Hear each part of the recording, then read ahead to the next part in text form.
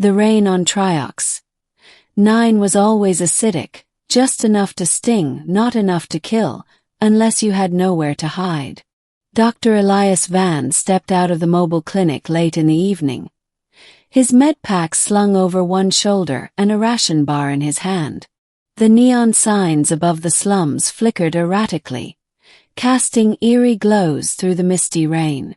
The refugee district had swelled since the last border conflict, and his job as a humanitarian medic had become less about patching up wounds and more about holding back despair. That's when he saw her.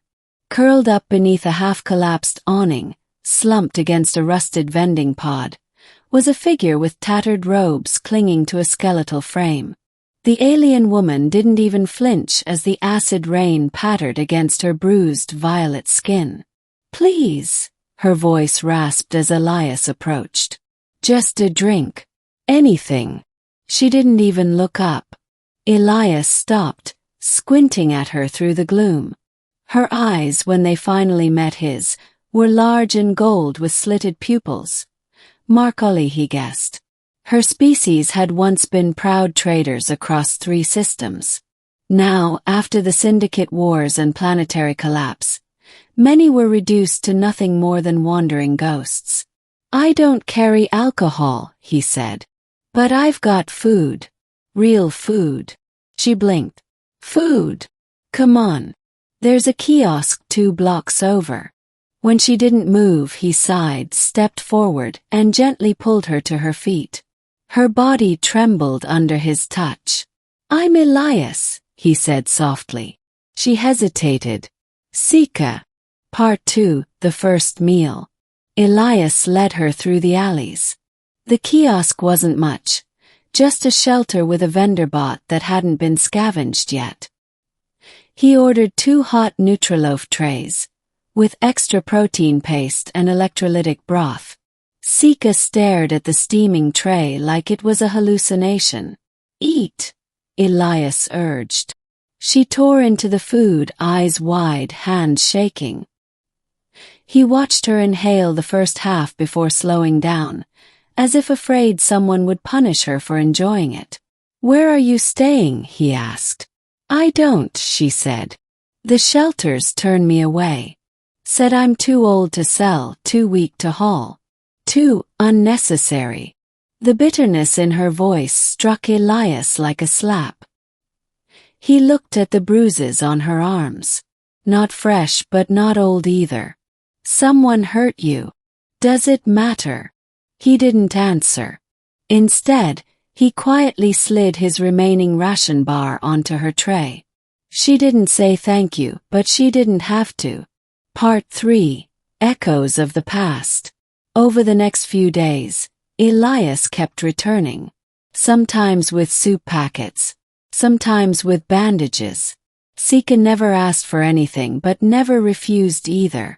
One night, as they sat beneath a flickering conduit pipe, she finally spoke more than a sentence.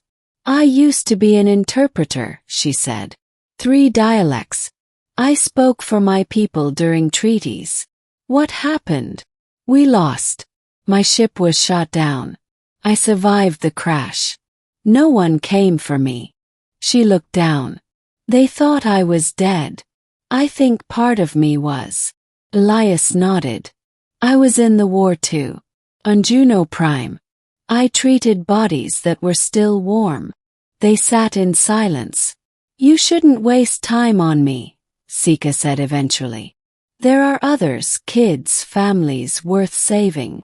"You're worth saving," Elias replied without hesitation. For the first time she looked surprised. Part 4. The medic's decision. A week passed. Then another. Word of Elias's behavior spread. Some called him foolish, others kind. Sika had begun helping around the clinic, at first just sorting herbs, then translating for other Marcoli refugees who didn't know Standard. She never asked for pay. She refused to sleep inside but accepted a thermal blanket and a corner of the roof.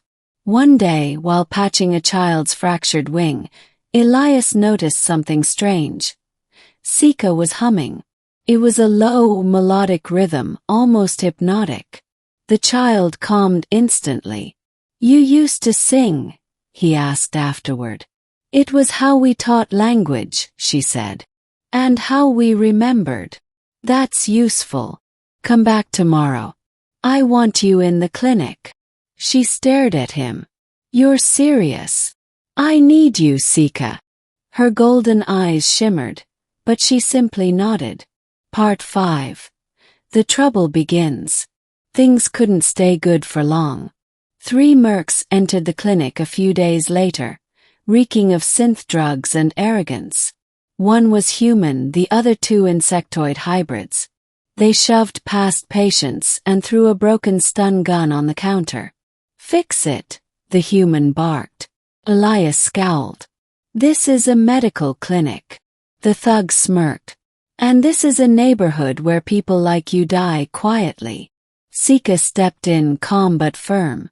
"Leave." The hybrid turned to her and hissed. "You filthy Marcoli trash." Before anyone could react, the thug backhanded her. Sika hit the wall hard. She didn't cry out, but Elias's voice exploded across the room. "Get out." The med pack under his counter wasn't just filled with bandages. He pulled a shock baton and activated the charge. "Last warning." The mercs hesitated. Elias didn't flinch. Neither did Sika, though her face was bleeding. Eventually they retreated with curses. "You didn't have to do that," Sika whispered. "Yes, I did." Part 6. When the storm came. Later that night, Elias found her outside the clinic, packing her few belongings. "You're leaving?" he asked. "I brought trouble," she said. "You could lose your license. Or worse." "I don't care." She looked at him. "Why? What do you gain by helping me?" "I see someone who deserves to live." "No one said that to me in years."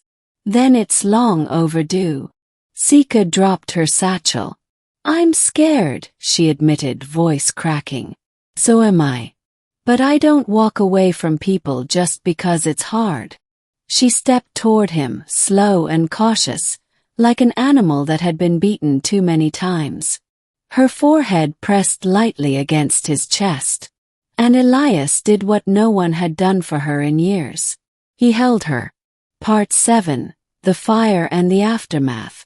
2 nights later, the mercs returned, with more friends. The clinic was set ablaze. Elias had just left to grab more supplies, and Sika was inside when the fire started. She got everyone out. Even the elderly woman in the back. Even the children.